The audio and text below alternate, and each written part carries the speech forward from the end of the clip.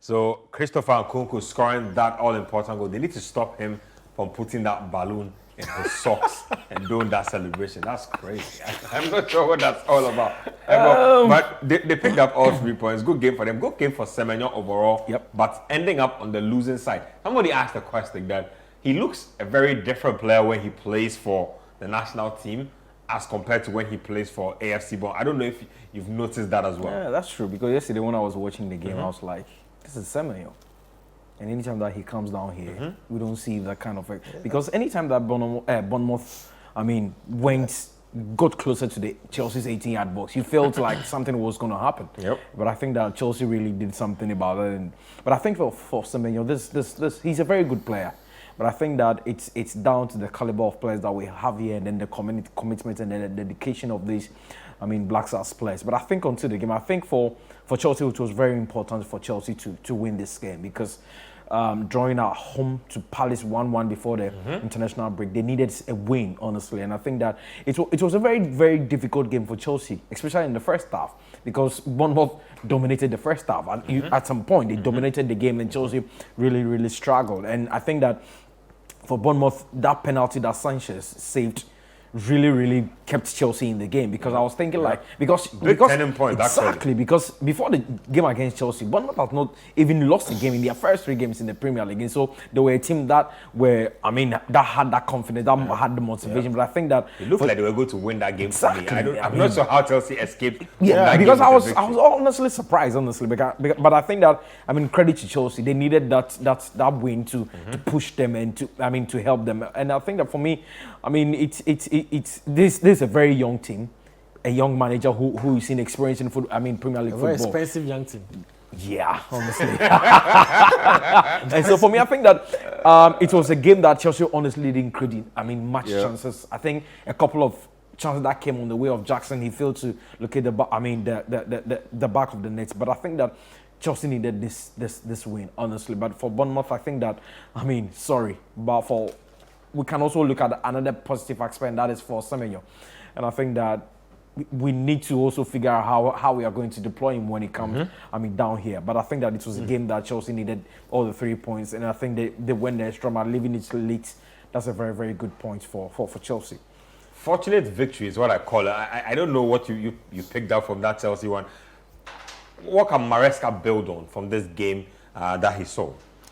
Listen, to be honest, Chelsea were lucky to have come out winners of this game and even keep a clean sheet. And that's what I'm sure that's what will impress Maresca the more, because they've not managed to get a clean sheet this season. And the fact that they went there, suffered, and managed to win the game. I think at that point it's just about the 3 points. But if you want to talk about proper footballing, what happened in the game, you realize that Chelsea did suffer. But like you said, it's football, and in these games, watch the history of Bournemouth. How many times haven't they come to Stamford Bridge and even beat Chelsea at Stamford Bridge? So it was always going to be a difficult game considering how Chelsea has suffered.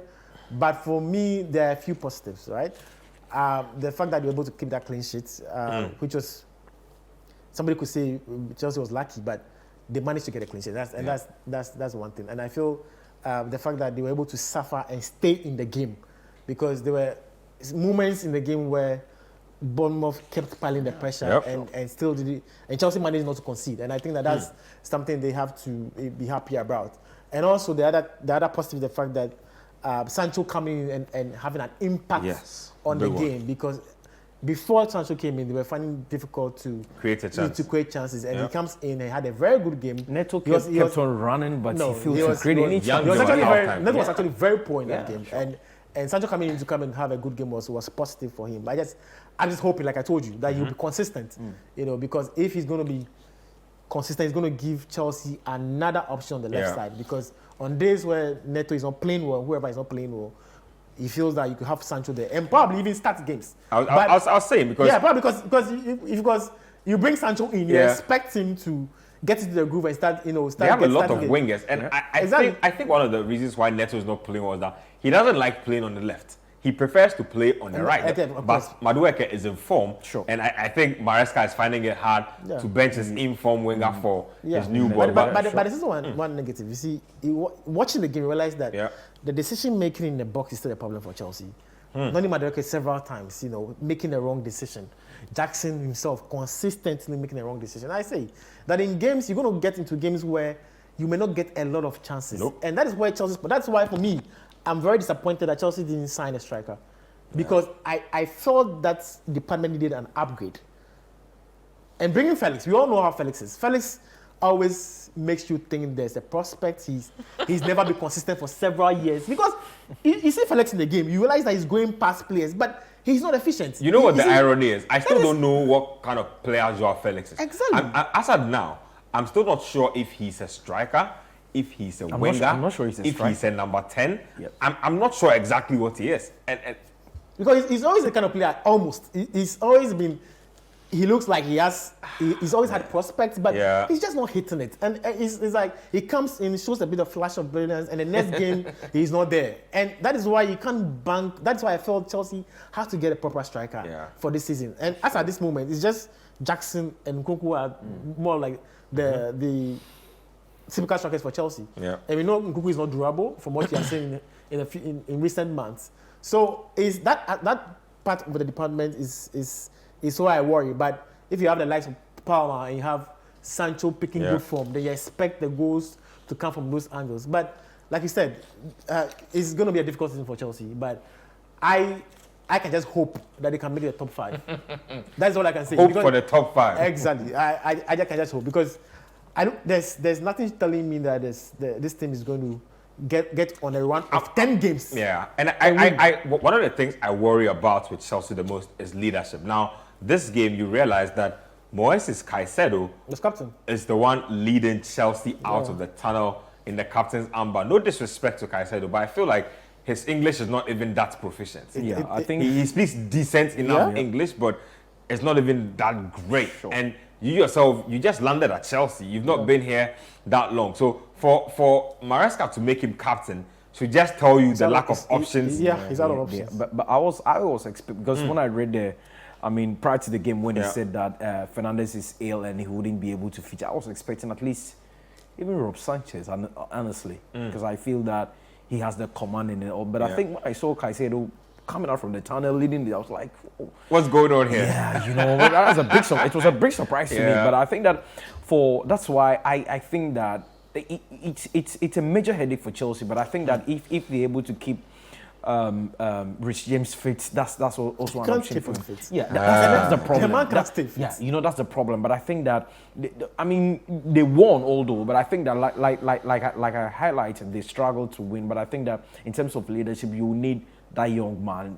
James Fit, to be there for you. Because, Fernandes has we've seen him captain the team and we've seen his exploit. But I think that in terms of leadership, Ben, I think that, they have sold all those academy players there. And so the only person left probably is Cowell and then James. And so if you have these two players starting, and the club have decided on James, but I think that Chelsea will have to keep James fit if they want a leader on the pitch. James has to keep himself fit because at this point, I'm not sure what's going on. Let me read a few messages and then we'll take our second break here on the show. This one here is from Daniel from Tema Community 23. He says, I'm a correct Heart of Folk fan, but I want Heart of Folk to be relegated this time around. I am tired of praying for Heart of Folk. I don't think prayers would work for football teams, so everybody prays. And Nilante from Kwabenya says, good evening, Ben. It's always a pleasure watching the show, but it's super amazing when Man United wins. Great show, I see. Prince Ofori Buhate from Kede says that Nyaho is the worrying mosquito in Heart of Folk's net.